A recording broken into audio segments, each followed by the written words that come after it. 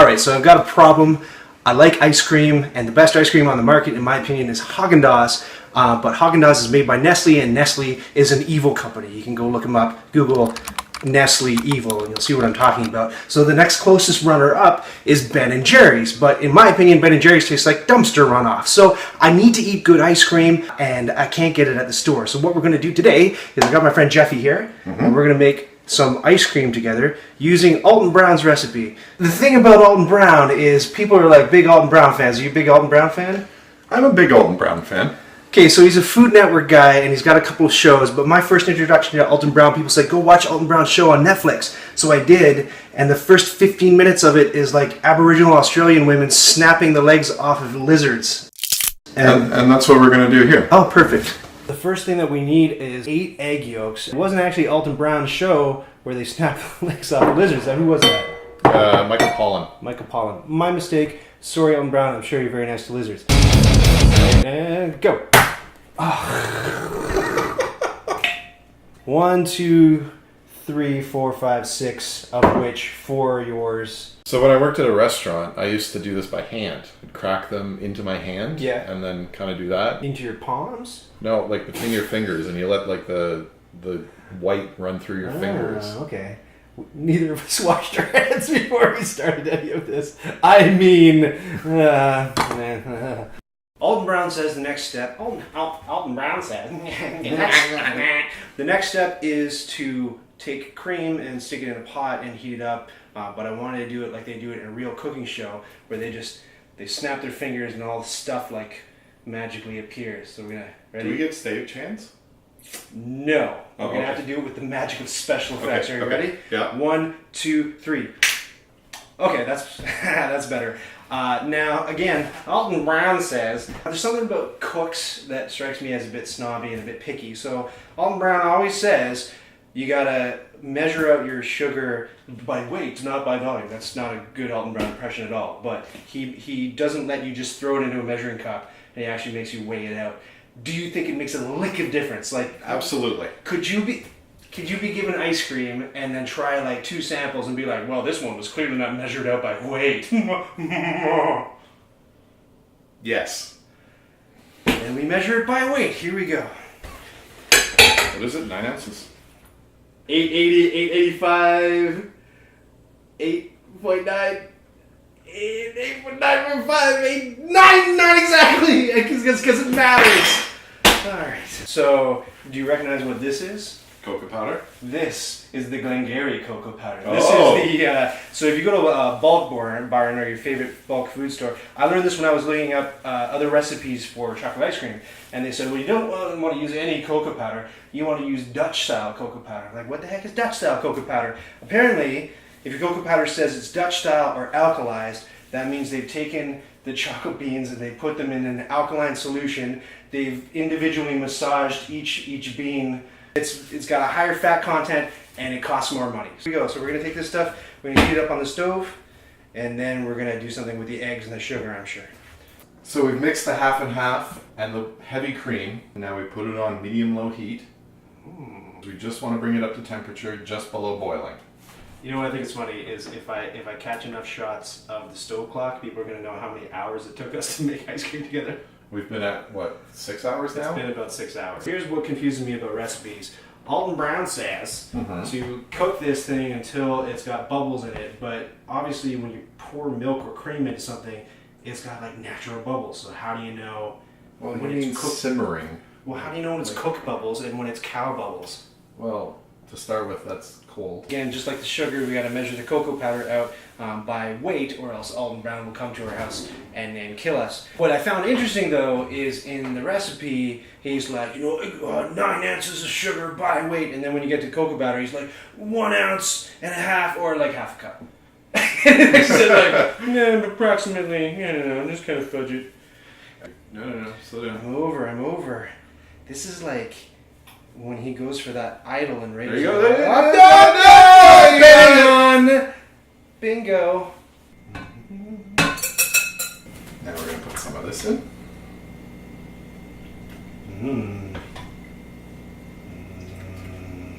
Delicious. Scrumptious. slurry. Brown powder slurry. If you listen to the video, he describes this as a slurry, which is My favorite food group.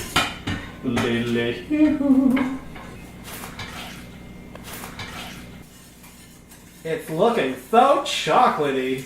Now we let it warm up. I'm putting the eggs in the bowl. The eggs are like an orange color right now. Mm-hmm. And you're going to whip them until they turn a little lighter. Nope. Pro tip. So you're going for the ribbon stage. You can see the steam starting to come off of it. You got to keep a close eye on this. Or else what? We don't want to curdle the milk. What does that mean? Well, burn the milk, not curdle. It will stick to the bottom and won't taste good. It'll be really bitter. I don't like things that don't taste good. No, nobody does. Raccoons do. They eat garbage. No, it's not this. Oh. We're putting it at 170. You can measure it, but this isn't the one we're going to 170. Well, it has to be at 175. The mixture between the two. Oh, oh, I see. So, but I can still stick this in here, right? You can, yes. Okay, here we go. I love sticking it in. Watch the numbers climb. I'm gonna put it out right when it gets to 143. Oh, crap. Nah, I'm not good at this game. Bubble for me. Okay, that's good Bubble. enough. That's far Good enough. enough. What would Alton say? Did Alton kill 823 people so that you could make good enough ice cream? Now, we're going to add this mixture to the custard. I can't wait. You don't want to cook the egg. No, nobody likes cooked eggs. Hey, Jeffie. Hey! What's the scoop? Well, technically there's no scoop yet because it's still liquid. You're a nerd, Jeff. So, hold on. You gotta talk us through this because people just go crazy and start pouring things into other things not knowing where the things go. So we're putting the mixture back onto the stove to pasteurize the mixture because the next step after this is to cool it down. Pasteurization, named for the famous scientist Louis Zation. And then we want to make sure this doesn't go above 175, I got the thing. 175 degrees Fahrenheit. I got the thing. I'm really good at it. So let's check it. The numbers are all sideways. So what's crazy about this is it's going to taste like ice cream, but it's going to be hot. It's still delicious, but it's a little strange to eat hot ice cream. The other thing you want to watch for is, I forget what he called it, but you want to make sure. Oh yeah, it's a French word. You want to make sure. Like pupitre, or one of the other only French words I know. 154, 158. When this thing reaches 88 miles per hour. Okay, we're done. All right. Now we take it off. You might want to stir it up. Oh no. No, not that. I'm sorry. It's a different video. And we put it in the fridge for 4 to 8 hours. 4 to 8 hours, but I want ice cream now. It sounds like we're gonna have to wait 4 to 8 hours to even get into the ice cream maker. So why don't we do a little time lapse thing, and we'll see you in half a second. Okay, here we are. It's the very next day. We've had the ice cream in the fridge all night, cooling. Just to prove to you that it's the next day, I've changed my shirt. It's still a black t-shirt.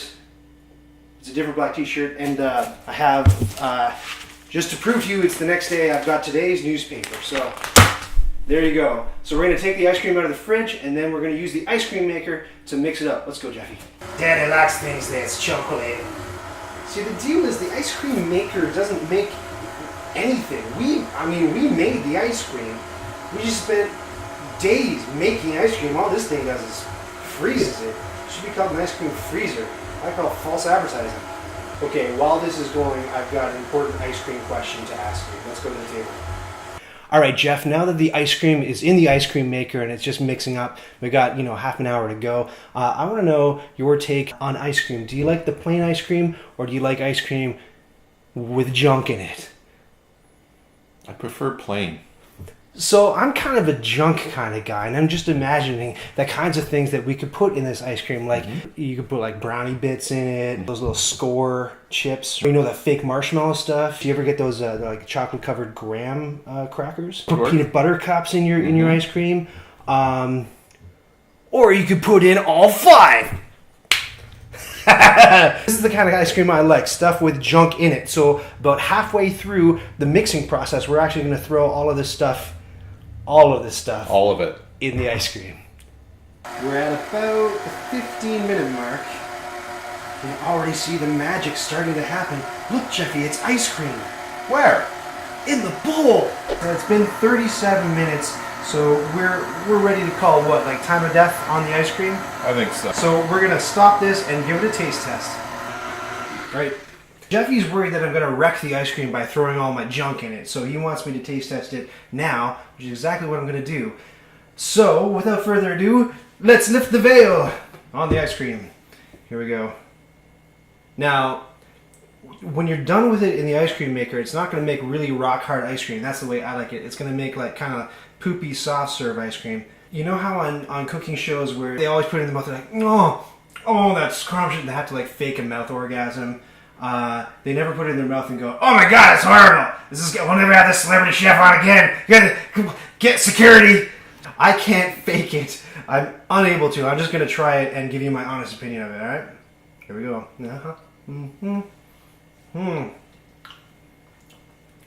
It's very chocolatey. If you like chocolate, you're gonna love this chocolate ice cream. For my taste, though, it's a little sweet. Well, next time you can adjust the recipe. But we had to measure 9 ounces exactly.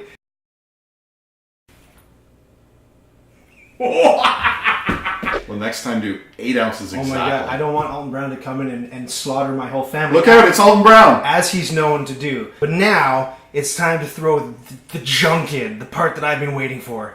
Junk time!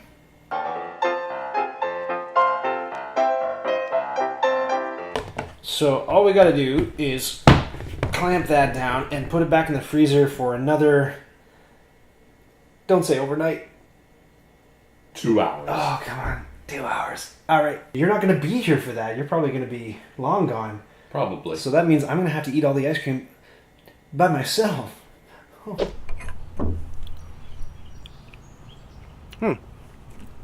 It's the next day.